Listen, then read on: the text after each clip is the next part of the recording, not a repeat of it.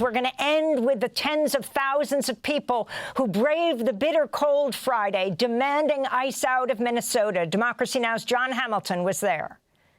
ICE out! ICE out! ICE out! ICE out! It was 10 degrees below zero Fahrenheit when a crowd numbering in the tens of thousands marched through downtown Minneapolis Friday afternoon, calling on ICE to get out of Minnesota.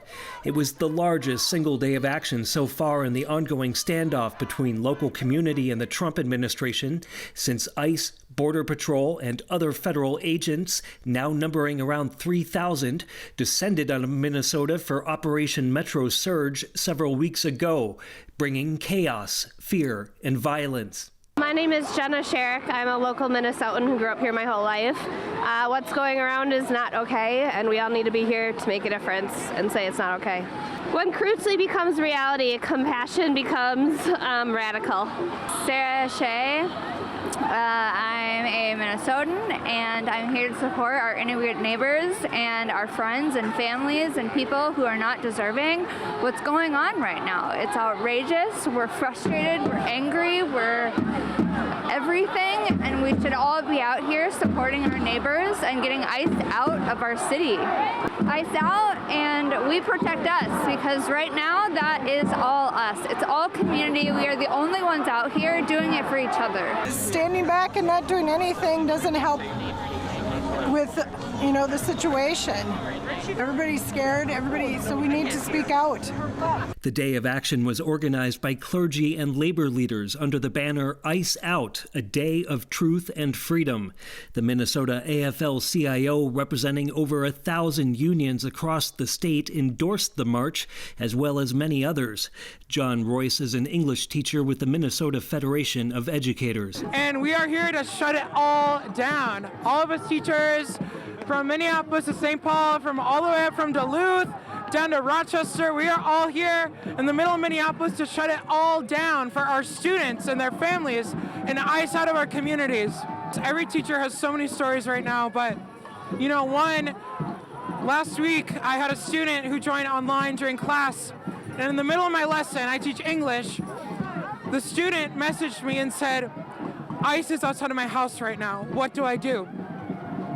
And I stopped class right away. All the students heard what happened. And, thank God his neighbors were out there outside of his house, and they chased ICE out of their neighborhood. Those agents had been circling his house all morning. And, I think it's really telling of our community, of our neighborhoods, how we've organized, and how we are out there defending one another, including my student, who, thank God, he's safe. The fear is so tangible. The fear is so tangible. This is our last option. We need to shut it all down. And so I am calling on every educator in this state, in this country, just shut it down with Minneapolis, with St. Paul. You need to shut it all down with us, because if we do not shut it down right now, your city is next. And we do not want that to happen. We want to protect our students. We want our students back in schools. And the way we are going to get it is by shutting it down to get ICE the hell out of here. Among those protesting were members of the Hmong American community, like Julie, whose family came to the United States decades ago as refugees after working alongside the U.S. in its secret war in Laos during the Vietnam War. She held a sign that read Hmong against ICE. Scary, because they don't, regardless if you're a citizen or not, they don't ask, no question asked. They just assume that you're illegal, that you're a criminal. And it's not fair for those of us, people of color. My parents, they're citizen, but then we all live in fear. I'm a citizen, and I still live in fear every single day. And then now my kids are fear of going to school, because they have heard of stories of kids getting detained, and then my kids, they're scared of going to school. We was promised safety. We was promised that we'll get the freedom, but yet today's world, we are seeing that it's getting revoked. Like the United States are taking back the words. And the question is why? Why is it getting revoked? Why are we now being targeted as, aliens, criminals? Some of us took off work, no school, no shopping, so we're all out here against ICE. As demonstrators in the streets shut down parts of the Twin Cities, more than 700 businesses across the state closed their doors for what some called an economic blackout or general strike. Insight Brewing in Minneapolis was closed for business but stayed open for neighbors participating in the day of action. This is marketing manager Joey Steinbach. We are a space for our community, and our community is hurting right now. And the best way that we can help out is just direct to family donations. We've got a bunch of volunteers that are absolutely stellar. Outside of that, we're just making some signs. We're providing snacks, hand warmers, just being a temporary third space while we're not open for official business. Corporations that support or work with ICE were also targeted by demonstrators, like at the Minneapolis-St. Paul airport.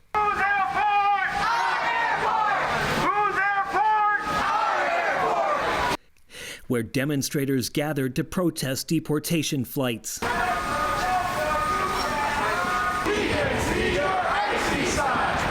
crowd of several hundred held signs that said business as usual doesn't fly and Renee Good was good. Among those who gathered were dozens of faith leaders. They shared stories of airport workers who had been arrested. Lift up Pedro, a janitor who helped his sister who was unable to work and was detained. He decided to self-deport because he could not take the conditions at the detention center in Texas. The union that represents airport workers reports at least 12 members have been arrested by ICE. Clergy then joined arms and sang while others knelt and prayed before police surrounded them, and at least 100 were arrested.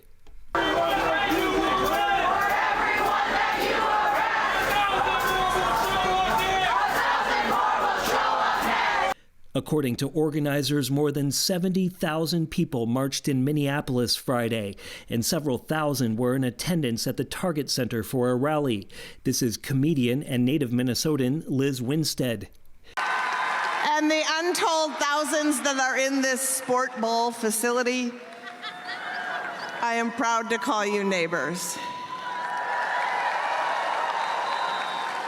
I do have to point out that we are in the Target Center, which may seem ironic, but remember the Target Center is something our tax dollars pay for. So chant it with me. Whose stadium? Whose stadium? We are many. We are many. The venue is named after the retail giant based in Minnesota that activists have criticized for permitting ICE to operate on their property and to arrest employees without warrants.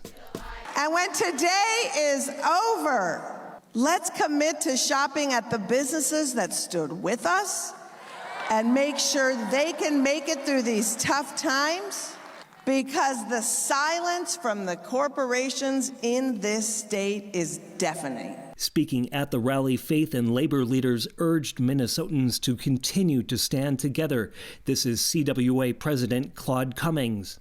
We stand in defiance of a wannabe dictator, and we will rise against the corporations and Trump's billionaire buddies quietly funding his campaign to shred the Constitution.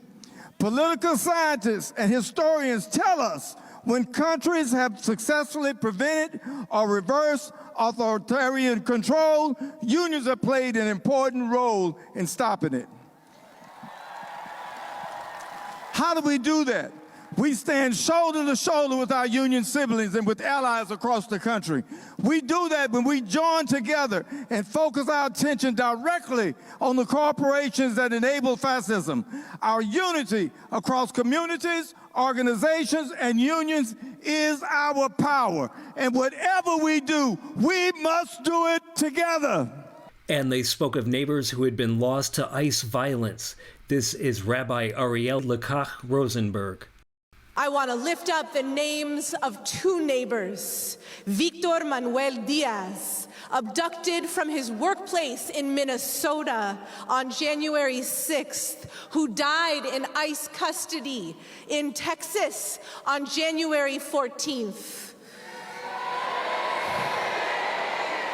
I want to lift up the name of Renee Macklin Good, queer poet, wife, parent, murdered in South Minneapolis by ICE on January 7th while observing an abduction in her neighborhood. May their memories be for blessing. May their families be comforted and surrounded in love.